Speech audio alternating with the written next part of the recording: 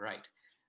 For most of us here yang pernah baca, kita punya minda ni dia sebagai CPU kepada komputer. Dan how much actually yang kita guna komputer tersebut?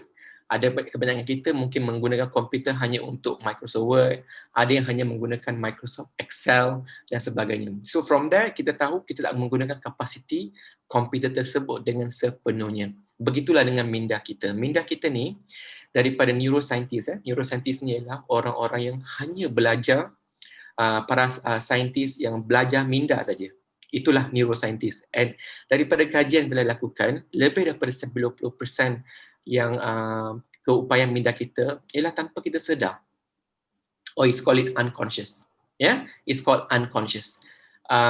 Jadi bayangkan if it's 90% and we are only using maybe 10%, ada yang mengatakan kita menggunakan 10% saja, ada yang mengatakan 1% saja, ada yang mengatakan 5% saja. Secara average-nya hanya kurang daripada 10% yang kita gunakan kapasiti minda kita. Jadi itulah topik kita pada hari ini, kehebatan diri yang tersembunyi, which is 90% ataupun 95%.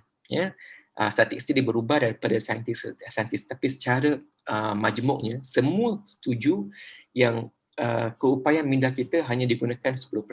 Jadi kita tengok ibarat iceberg. Semua pernah tengok cerita Titanic kan? I'm sure most of us here dah pernah tengok cerita Titanic, right? Okay, kalau you all tengok kisah Titanic tu, dia daripada anak kapal, captain tu, dia dari jauh dia nampak iceberg yang dekat atas permukaan tu. Ataupun ais batu kan? Ais batu dalam in the sea tu, dalam lautan lautan yang luas tu. Kita punya background semua ni lautan Jadi lautan yang captain tu nampak cuma sedikit iceberg, ais batu kan. Itulah ibarat dia. Dan kebanyakannya tertimbus bawah air. So apa yang dia nampak, jadi dia tak prepare pun nak prepare kebarang kalian ada iceberg kat bawah tu yang lebih besar, lebih jauh tersebar. Belum sampai dekat iceberg tu pun dia dah langgar dah. Pasal tu bawah kapal tu dah jadi bocor. So that is umpama minda kita tahu. We have so much of capacity yang kita tak guna lagi. Itu yang saya tak sabar actually nak share some of this tool dalam seminar yang kita akan datang nanti, insyaAllah bila kita ada sesi ini, saya akan mengetengahkan ciri-ciri kita punya unconscious mind.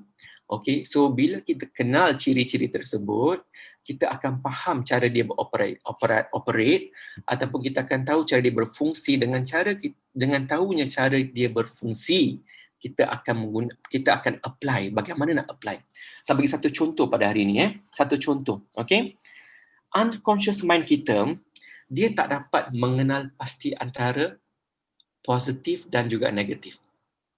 Jadi apa yang positif dia pun terima, apa yang negatif dia pun terima. Rata-rata kita bila kita tengok sekeliling kita, you all know better than me, apakah yang kita lihat? Adakah lebih positif ataupun lebih negatif? So ini salah satu sifat unconscious mind kita yang tidak dapat mengenal positif dan juga negatif. Dia absorb macam sponge. Sponge yang kita guna untuk mencuci pinggan mangkuk, dia ibarat sponge tu, dia akan tarik air kotor ke, air bersih ke. You perah, you akan ada dua-dua air. Air bersih pun ada, air negatif pun ada. Jadi bila kita dah tahu sifat unconscious mind kita itu ialah satu perkara yang tak dapat mengasingkan antara positif dan negatif, jadi you mempunyai peranan, you mempunyai pilihan untuk nak tapis, nak terima positif ataupun negatif.